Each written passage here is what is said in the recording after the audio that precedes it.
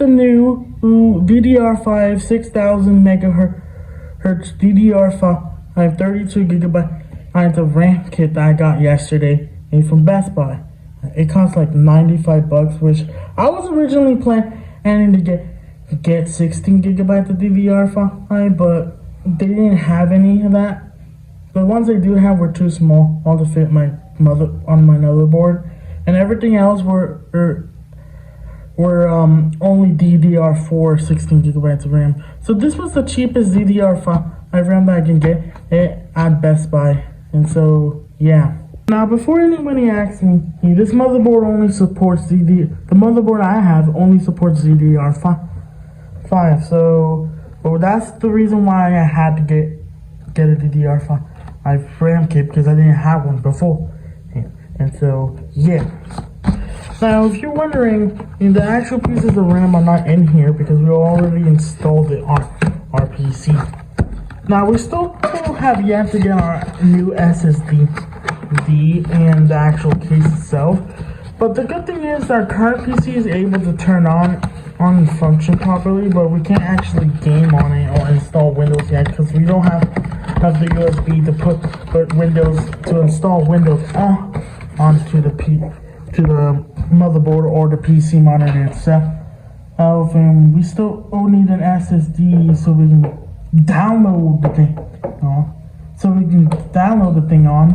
Now I know we can use external hard drives for our motherboard, but for some reason it won't work with our current external hard drive, so we have to get a new SSD drive. And so, though I know it's not recommended, but we're gonna be running our we're gonna get the SSD for and stuff like that. And so I don't know how we're gonna be able to install our Windows without a case, without the disk and everything, and the USB. But I'll figure it out in the near future. And if you're wondering where the actual RAM sticks are, or I can show you where they are. Alright, give me a second. So far, this is our PC setup. We don't have a case yet. Well, this is our old case for our old PC, but our new motherboard won't fit in that, and there's already a motherboard in here that we can't really seem to take that out, and so yeah. So this is the fan. This is the ddr5 32 gigabyte RAM that I was talking about earlier. See, it says ddr5 right there. And this is the RX 580 connected with a display port that is being connected straight to the monitor.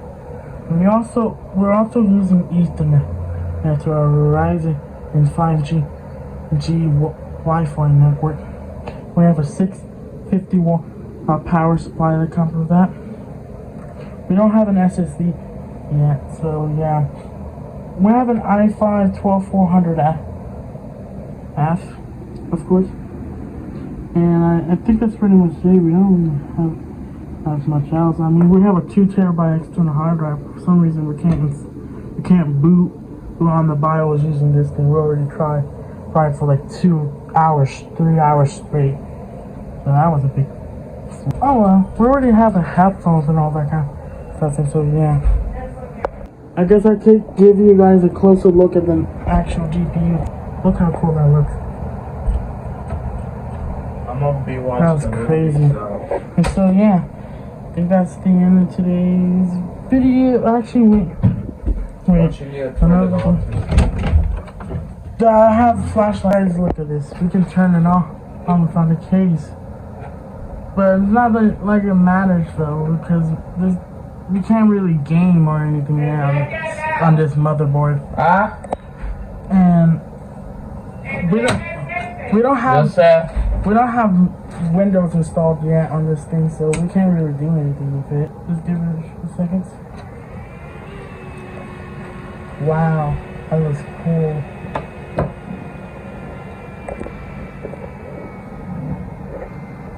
I'm gonna see in a few seconds. Oh, it says something different. Oh, what?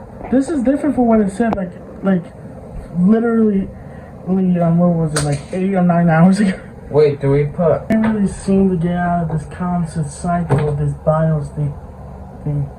I'm gonna need someone, if anyone. I doubt anybody will be watching this video, but if they do, we're gonna need to find a way for us to help us solve this issue and install Windows.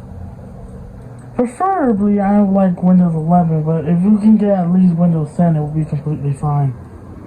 Okay. Now, the CPU is 2.0. Well, unfortunately, we're back to it saying reboot and select driver first thing again, so we're gonna turn it off. See, look at that beautiful RGB. Oh, now I can give you a better look at the RAM. See? That's what it looks like. Oh well.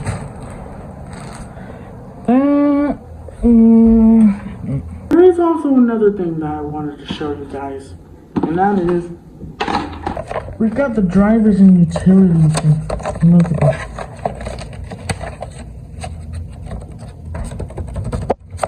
So we're probably not going to be able to use this for like at least a good week or two until we get our, the PC case, which is probably at its earliest isn't probably going to happen until at least my birthday, which is like 3 weeks from now, but like still, because we don't have a disk to put this into. We can put it in our old case, but our current motherboard is too big to fit our old case. And although I think the GPU that we currently have might fit in there, but it's way too crazy. I'm just gonna overheat and stuff, and I don't want to risk it. And so as a result of that, probably not gonna use it until we get all the parts we need for our,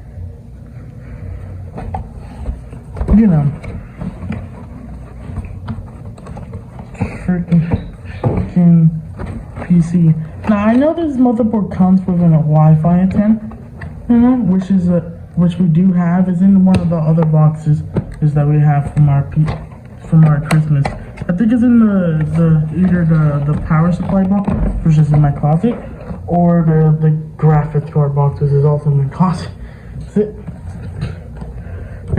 But see, the thing is, we have it connected to Ethernet. This comes with Wi-Fi 6E, but I'm pretty sure. I'm not 100% sure, but I swear.